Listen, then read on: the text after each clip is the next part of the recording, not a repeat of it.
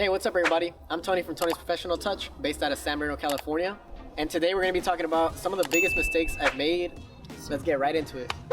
So Tony, have you ever had to do a refund or have to fix something for a customer even though it wasn't your fault? Something like that. It was technically, overall it was my fault. So I think it was like a couple months back. We did a vehicle mini detail for someone, and it was at the time when I had an employee with me. So I would have him knock out the inside and I would knock out the outside. So we do 50-50 on the outside, like the wash. And then once we got done with the wash, he would take care of the inside. He'd do the vacuum, wipe down, brush the crevices, things like that. And then I would do the outside, wipe down the paint, wipe down the wheels, tire dressing, and things like that. And that day we were really, really busy. And so we were already like 30 minutes late, I believe, on that day. And we still had like 2 more cars to do after this person's car. And so we got done with the service. We had them look over the car. They looked over it. They thought everything was good. They said it looked good. They paid us. We went on to do the next jobs for the day. And then a couple hours later, once I was already home and like we were done with the day, the person messages me back and lets me know that they weren't happy with the service, that the right side of the passenger side, I guess my employee didn't touch it as thoroughly as he could have. I guess I didn't. Here was the main issue. I didn't do a final inspection on that vehicle, so it was on me for not like look. I was in a rush, so I just didn't look over it. I should have, and my employee didn't do what he was supposed to do. So what I should have done, or what I did was I texted my employee once that person texted me saying that the passenger side was like not looking as it should, which was just wipe down, vacuum, brush the crevices. They said it was really dirty, so I'm guessing that maybe he didn't wipe down the doors or something, and there's still a lot of dust. So I texted him to make sure, like, is this true or what's going on? Because I kind of expected him to do the job properly without me having to look over him and stuff. And so he let me know. He's like, yeah, I was kind of in a rush, so I didn't touch it up as good as I should have. And I got back to the client. I let them know, you know what? I apologize. Sorry for the inconvenience. And we had I made the choice to give him a refund. Or half a refund, since she was still satisfied with the outside of it, just not that part of the inside. Mm-hmm. And then that was about it. It was just that like mess up right there, where I should have been the one at the end to like make sure everything was on point, but double checking. Things happen. So now I know for the future, always double check, no matter what. So Tony, have you ever regretted buying equipment like from Craigslist or equipment that broke too quickly or something? So I haven't bought equipment from Craigslist, but I have bought equipment from OfferUp. In the beginning, when I first started, I got some. It was like a detailer that I guess he didn't want to detail anymore, so he was letting go of a lot of the products that he had, and it seemed like a good deal, so I went for it and I got it.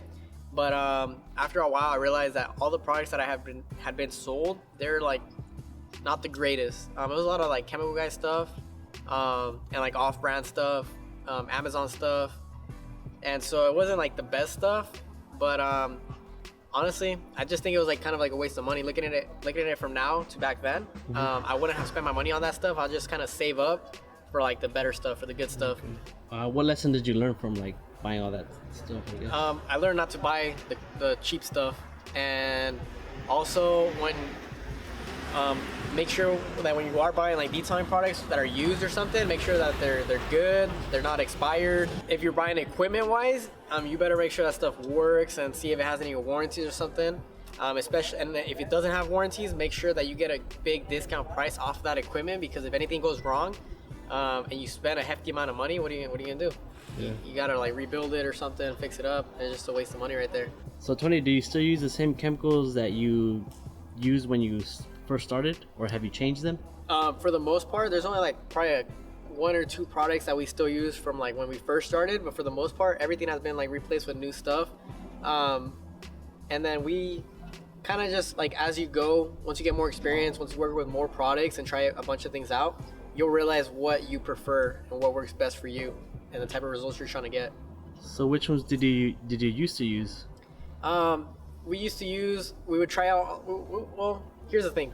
I would buy a bunch of different like products. I was trying to try out everything, especially when I first started. I was like spending a dumb amount of money on any new product that came out from Adams, Chemical Guys, McGuire's, there's a bunch of things, mothers, turtle wax, a lot of retail stuff, a lot of Amazon stuff, a lot of YouTube video stuff. Yeah. And then you just kind of try everything out and see what you like, and then go from there and start like replacing items and stop using things that you don't like or sell them. So Tony, do you still do things for customers that you did when you first started off, or have your ways changed? For the most part, my ways has changed. Back then when I first started, I used to do a lot of free stuff and a lot of like price hookups. So an example I could give you guys, which is, you guys probably heard of this one if you guys look at my previous videos, is I've done 2 vehicles, kind of like a full detail sort of in a way. Both, I did a full interior detail and then an exterior details foam wash and like spray wax. And for both of those, I charged $100 for both, so 50 each vehicle. And even at that time, I was charging $150 alone just for the full interior. So I should have gotten at least like $300 for both minimum. But I charged the guy $100 because I was starting out, I was desperate for work, I was desperate for the money, and he also told me he was gonna get me a bunch of clients, but like nothing really happened. He kind of just did the service, he liked it, and it kind of just ended off there. I never heard from him again. Got it. So you don't do that anymore? Yeah, I don't do that anymore. I don't do the price cuts. I don't go above and beyond, give the free, because that's basically like a free service. Like I literally just did 2 vehicles for less than the price of 1 full interior. So I did 2 full interiors, 2 exterior washes for $100. Wow. And it should have been more than $300 for both. And now it would, if I were to charge that price, or that, if I were to have that same scenario now, it would be roughly like around $800 for both. So Tony, now that you've been in the game for a bit, how do you get customers now? Mainly off of word of mouth, and also Instagram, and a couple from Google. Staying on like the Google subject, have you ever spent money on advertisement or marketing that didn't work out and you lost money?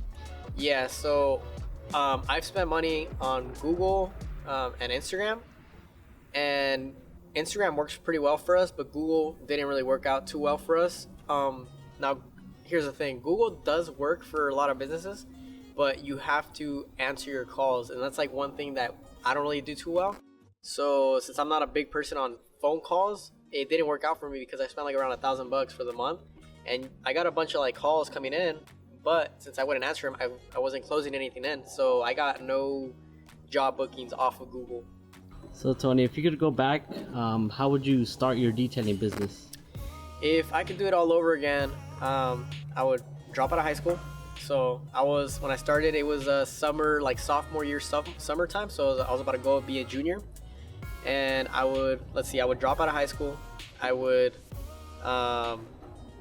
probably not spend as much money on all the products that I spent money on, and then I would start focusing a lot more on my social media, like Instagram. I would do ad spending on Instagram. It used to be cheaper, and I feel like I would get a lot more messages if I were to do it back then than now. Like now it's a little bit more saturated on the ads, so back then it'd probably be a better idea. So I'd start off with that, focus on social media, focus on like getting good pictures, good content overall, like for all social media platforms. Yeah. And that's mainly like I would really focus on that stuff to do it all over again. And I would also do the trainings that I've done, I would probably do them sooner. Got it. So like the Shine Supply training that I did, I would have done that, like it would have been better to do it right off the bat and kind of learn most of the stuff myself and like struggle with everything. Kind of just learn right off the bat from a training, and you'll be set to do for the rest of the years. Just kind of practice. Well, there you guys have it. Those are some of the biggest beginner mistakes I've done. And if you guys like this type of content, make sure you guys like and subscribe. And then comment down below what beginner mistakes you guys have had. And also, if you guys want to check us out on social media platforms, we're Tony's Professional Touch on all social media platforms. So yeah, I'll see you guys on the next one. Thanks for watching.